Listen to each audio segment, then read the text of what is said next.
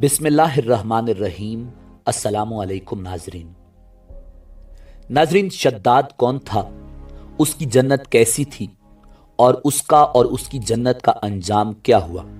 शद्दाद और कौम आद के बारे में अल्लाह रब्बुल इज़्ज़त ने कुरान मजीद फुरकान हमीद में क्या इरशाद फरमाया और वो कौन से सहाबी रसूल थे जो अल्लाह के हुक्म से कई सदियां गुजर जाने के बाद शद्दाद की जन्नत में दाखिल हुए थे। यही हमारी आज की वीडियो का मौजू होगा और आज हम आपको ये भी बताएंगे कि शद्दाद की जन्नत इस वक्त कहाँ मिली है। मगर वीडियो में आगे बढ़ने से पहले अगर आप हमारे चैनल पर नए हैं तो बराए मेहरबानी हमारा चैनल info@adil सब्सक्राइब करें, जहां आपको बिलखुसूस इस्लामिक हिस्ट्री और बिलुमूम दुनिया भर की मुनफरिद मालूमात पर मबनी वीडियोस मिलती रहेंगी। नाजरीन, अहकाफ कौम आद का मस्कन था। अरबी में रेत के लंबे और ऊंचे टीलों को हकफ कहा जाता है। अहकाफ हकफ की जमा है और यूं इसका मतलब होता है रेत के ऊंचे और लंबे टीलों की जमीन। यह इलाका यमन और ओमान के दरमियान बिखरा हुआ था। कौम आद यहां 8,500 साल कबल आबाद थी। कुरान मजीद फुरकान हमीद की एक सूरत का नाम भी सूरह अहकाफ है। अल्लाह रब्बुल इज़्ज़त ने उन्हें सरसब्ज खेतियां भी दे रखी थी, जानवर भी, पानी भी और वाफर खुराक भी। नेमतों की उस फरावानी ने उन्हें भटका दिया और वो अल्लाह रब्बुल इज़्ज़त के बागी हो गए। हिदायत के लिए हज़रत हूद अला नबीना अलैहिस्सलाम को उनके पास भेजा गया। वो उन्हें तबलीग करने लगे मगर कौम आद उनका मजाक उड़ाने लगे। वो शिर्क से पीछे हटने के लिए राजी न हुए। शद्दाद उस कौम का बादशाह था। ये दो भाई थे। बड़े भाई का नाम शदीद था, वो पहले बादशाह था और उसके मरने के बाद छोटा भाई जिसका नाम शद्दाद था उसने इक्तिदार संभाल लिया। वो एक वसी सल्तनत का हुक्मरान था। उसकी हुकूमत यमन से इराक और बाज रिवायात के मुताबिक ईरान तक फैली हुई थी। हजरत हूद अला नबीना अलैहिस्सलाम ने उसे भी समझाने की कोशिश की मगर उसका दिल भी बंद था। दोनों के दरमियान मुकालमा हुआ। शद्दाद ने हजरत हूद अलैहिस्सलाम से पूछा कि अगर मैं ईमान ले आऊं तो मुझे क्या फायदा होगा। हजरत हूद अलैहिस्सलाम ने फरमाया, तुम पर जन्नत हलाल हो जाएगी। नाजरीन, शद्दाद ने पूछा जन्नत क्या है। हजरत हूद अलैहिस्सलाम ने उसे जन्नत का नक्शा बताया। शद्दाद ने दावा कर दिया कि यह क्या बड़ी बात है, मैं भी ऐसी जन्नत बना सकता हूं। हजरत हूद अलैहिस्सलाम ने उसे उस कुफ्र और शिर्क से रोकने की कोशिश की मगर वो बाज ना आया। उसने सल्तनत के तमाम बड़े मेमार इकट्ठे किए और अहकाफ में इरम के मकाम पर 20 कोस लंबी और चौड़ी जन्नत बनवानी शुरू कर दी। जन्नत में सोने और चांदी की ईंटें भी लगवाई गईं और जवाहिरात भी लटकाए गए। उसने शहद, दूध और पानी की नहरें भी रवां कर दी और दुनिया जहान के दरख्त, पौधे और फूल भी लगवा दिए। कौम आद बुलंद सुतूनों पर महल्लात बनाने की माहिर थी।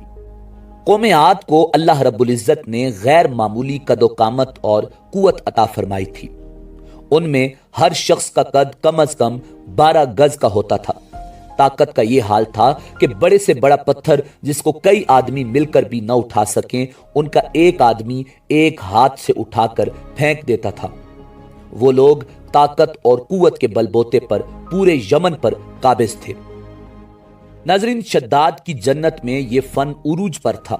रेत के टीलों के दरमियान बुलंद व बाला सुतून थे और उन सुतूनों पर सोने और चांदी की इमारतें खड़ी थी। शद्दाद ने फैसला किया था कि वो जन्नत की तकमील के बाद उसमें कदम रखेगा। मेमारों ने जब उसे जन्नत की तकमील की इत्तला दे दी तो वो तैयार हुआ, अपनी फौज ली और जन्नत की इंस्पेक्शन के लिए निकल खड़ा हुआ। वो जन्नत के दरवाजे पर पहुंचा, घोड़े से नीचे उतरने लगा। अभी उसका एक पांव जमीन पर और दूसरा घोड़े की रकाब पर था कि मलिकल मौत हजरत इजराइल अलैहिस्सलाम उसके सामने आ गए।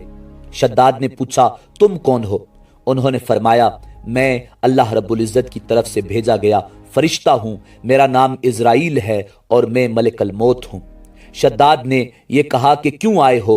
तो उन्होंने फरमाया कि मैं तुम्हारी रूह कब्ज़ करने आया हूं। शद्दाद ने उनसे सिर्फ जन्नत में कदम रखने की मोहलत मांगी मगर फरिश्ते ने फरमाया, अल्लाह रब्बुल इज़्ज़त का हुक्म है कि मैं तुम्हें तुम्हारी जन्नत में कदम न रखने दूं। وہ بہت گڑگڑایا، رویا، مگر ملک الموت نے اس کی جان قبض کر لی۔ ناظرین، قرآن مجید فرقان حمید میں اللہ رب العزت نے ارشاد فرمایا، ارم ذات العماد، ارم ستونوں والا شہر، یا زبان عام میں صرف ارم، عربی میں ارم ذات العماد اور انگریزی میں وبر، اوبر، ارم اور ارم آف پلرز۔ قدیم عرب قوم عاد کے مرکزی شہر کا نام ارم تھا، جس کا ذکر قرآن مجید فرقان حمید میں اللہ رب العزت نے یوں فرمایا، ارم ذات العماد التی لم یخلق مثلها فی البلاد۔ یہ شہر طوفان نوح کے کافی بعد بسا اور زبردست ترقی کر گیا۔ اس وقت لوگ طوفان نوح کو بھول کر دوبارہ شرک اور بت پرستی کی طرف راغب ہو گئے تھے۔ اس قوم پر حضرت ہود علی نبینا علیہ السلام کو نبی بنا کر بھیجا گیا تھا۔ جب اس قوم نے شرک اور بت پرستی ترک نہ کی تو اللہ رب العزت نے عذاب نازل کر کے اسے تباہ کر دیا۔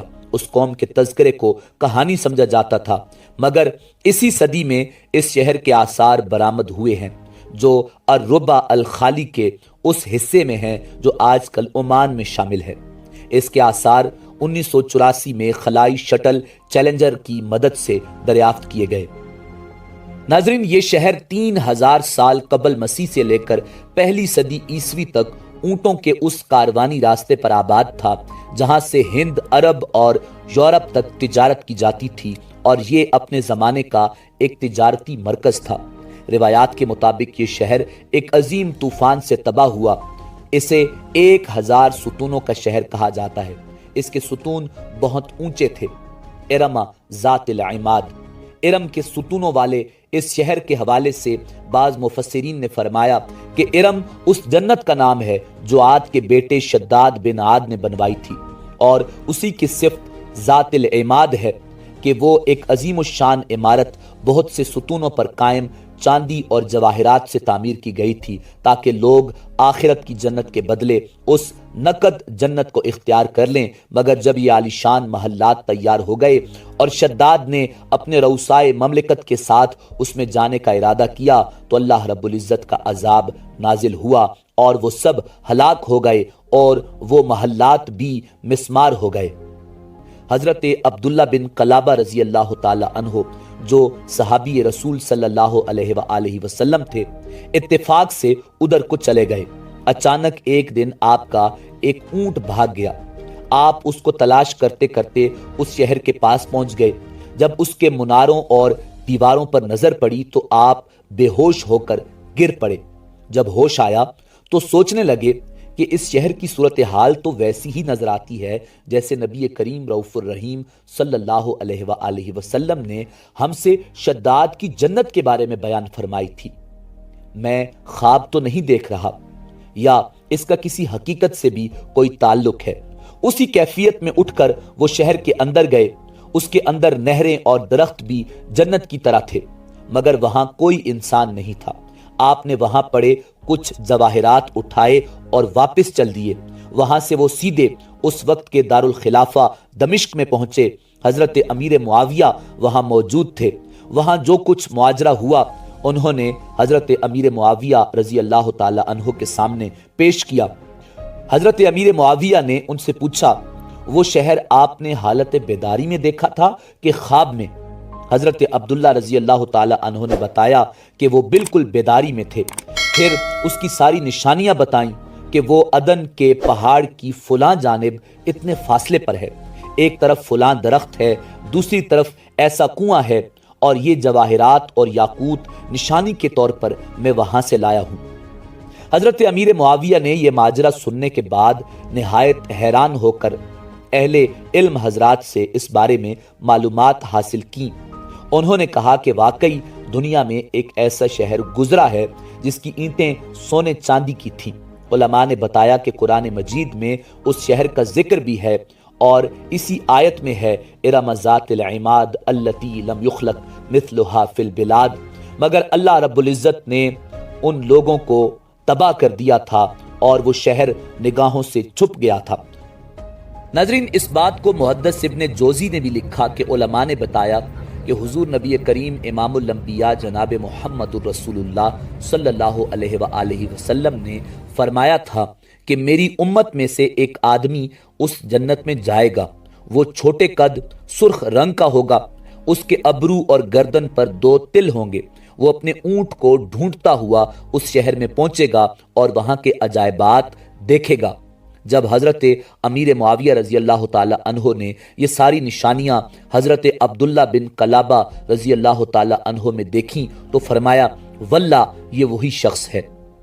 ناظرین، یہ روایت صحیح ہے کہ حضرت امیر معاویہ نے انہیں دیکھا، مگر بعض روایات کے اندر کعب بن احبار سے پوچھا، آپ نے فرمایا کہ بالکل ٹھیک ہے، آپ کے دور میں ایک آدمی کو اونٹ تلاش کرتے ہوئے شداد کی جنت میں داخل ہوگا۔ ناظرین، اسی امید کے ساتھ اجازت دیجیے کہ آپ کو ہماری ویڈیو پسند آئی ہوگی۔ ملتے ہیں بہت جلد ایک نئی تاریخی، تحقیقی اور معلوماتی ویڈیو کے ساتھ۔ دیکھتے رہیے info@adil۔ اللہ رب العزت آپ کا حامی و ناصر ہو۔